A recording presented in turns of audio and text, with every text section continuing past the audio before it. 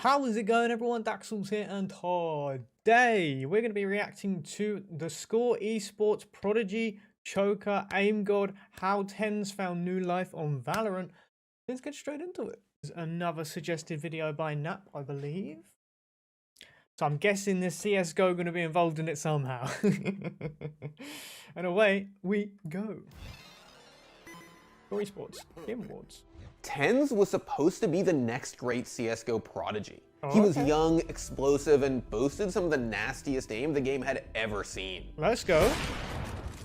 Is he a lefty?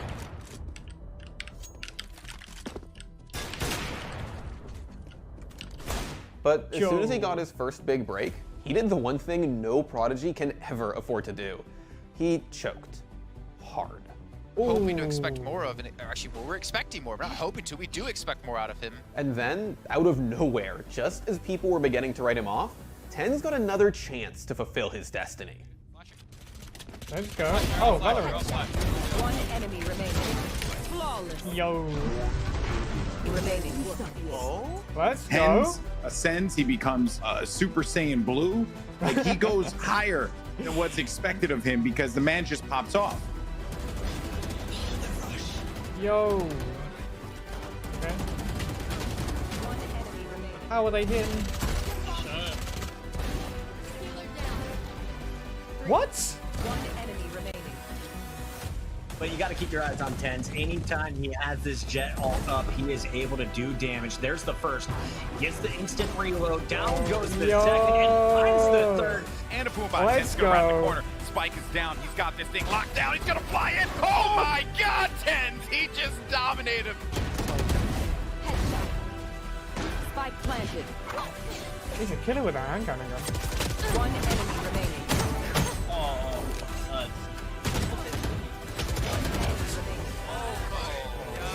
Hasn't been spotted. Jesus. 30 seconds left. So Clean. 10! Oh my God! Pretty clean.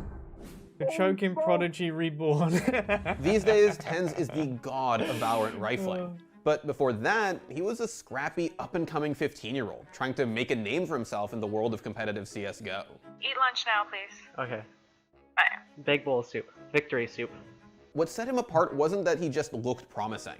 This kid was a wonder child. He looked like he was born to play CSGO. For starters, he boasted incredible game sense, with the ability to destroy his opponents in some truly incomprehensible ways.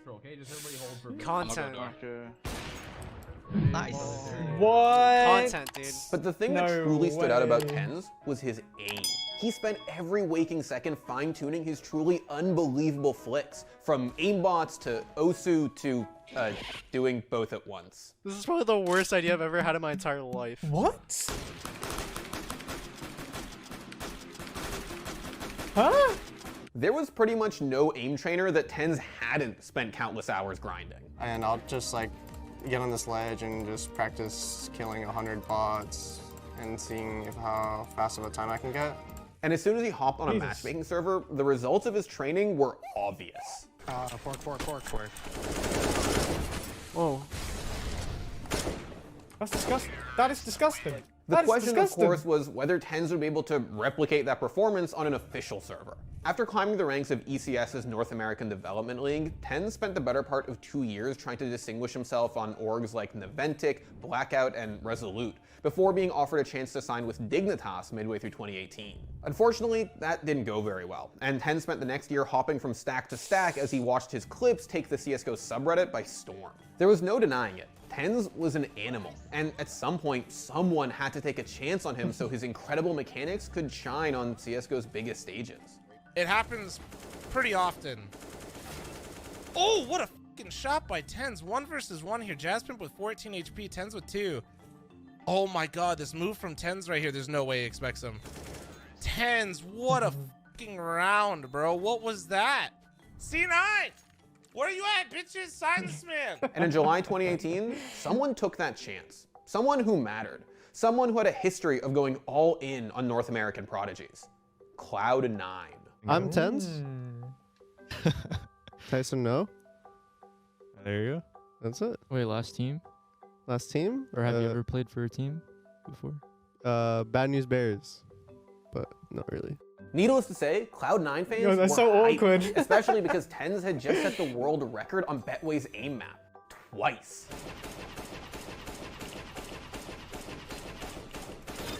Holy sh...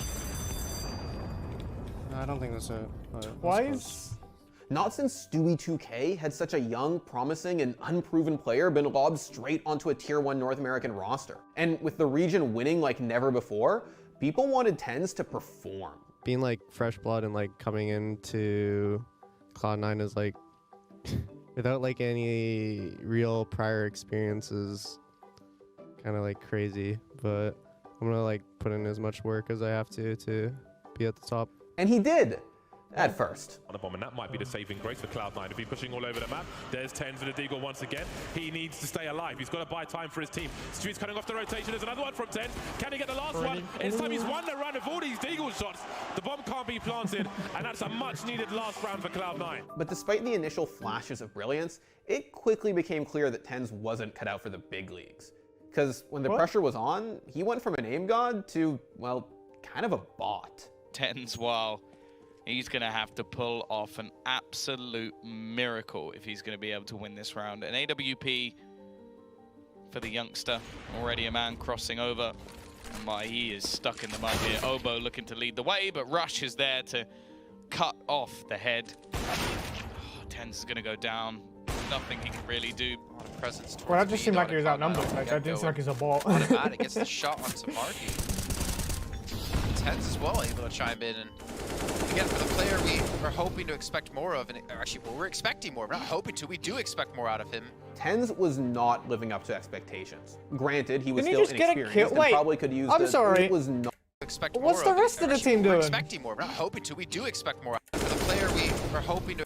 TenZ as well. He got a kill in that clip, right? Was that TenZ? Shot on Okay, TenZ killed a guy. TenZ as well able to chime in. He's not doing good Again, enough. for the player we are hoping to expect more of, and actually, well, we're expecting more. What are the rest of the We team do doing? expect more out of him. TenZ was not living up to expectations. What? Granted, he was still inexperienced and probably could use a little more time to adjust, but he wasn't just putting up shaky performances. I want to go He clip was the sticking with cheers. the server. TenZ had his shot and he blew it. And here's Valens, Cloud9's former coach, shedding more light on the situation on DDK's podcast. If you're TenZ in a pro team right now, you're having to learn all the things that it takes to be a pro player on the fly in the team for the first time while you're trying to practice 8-10 hours a day. At the end of the day, he's 18 or something like that. He knows why he got here, or at least he thinks he knows why he got here. And that's all the stuff that he's hearing about his mechanical skill. Then now he's in a pro team where he's getting kind of a quick education on, well, what does it actually take to be a pro and stay as a pro? Right, and those two things are always going to conflict. Just 3 months after joining Cloud9, TenZ was benched from their active roster. In addition to playing pretty poorly, he also said he had difficulty synergizing with his teammates, citing what were essentially creative differences, something he got a little bit of flack for. I was benched because just like our visions, like the way we wanted the team to be run and the way we like wanted, well, I'm like the only person that was like arguing with like people. Oh. Just because like I was arguing on like I felt like our style wasn't like good. Despite staying on with C9 as a streamer and content creator, TenZ's future was unclear. Some people had started to view him as a tragic story, a one-dimensional one-trick, an unrealized talent whose incredible aim was going to waste. They did it at home. Yeah, like they the recorded it like at home, TenZ, so the they only have thing he it does here. is play that map. It's like whatever. Yeah, you play with some. Like he's not even number one, and he plays it all the time. Just going round and round and round. I don't know. It's the only highlights he has. And then, right as it seemed like TenZ's competitive hopes had been squashed forever, this came along. Project A is our character-based tactical shooter. It's competitive. It has precise gunplay. It's set on a beautiful near-future Earth, and it has a lethal cast of characters, each with their own unique abilities. Whereas some were quick to write off Valorant as a cartoony clone of CSGO, TenZ was among those who saw what it could be, a second chance. Another shot for people like him who'd been left by the wayside in Counter-Strike to come back bigger and better than ever.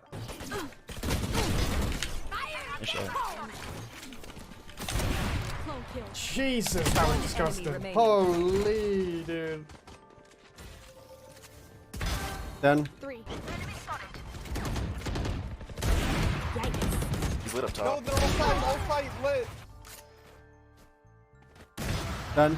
From pretty much the moment he first touched the game, TenZ solidified himself as one of, if not the most mechanically gifted Valorant players in the world. Valorant was slower than CS and rewarded bursty, precise gunplay. Given what an aimbot TenZ was, it seemed like the game was made for him. I have this. Stand down. Nowhere to run.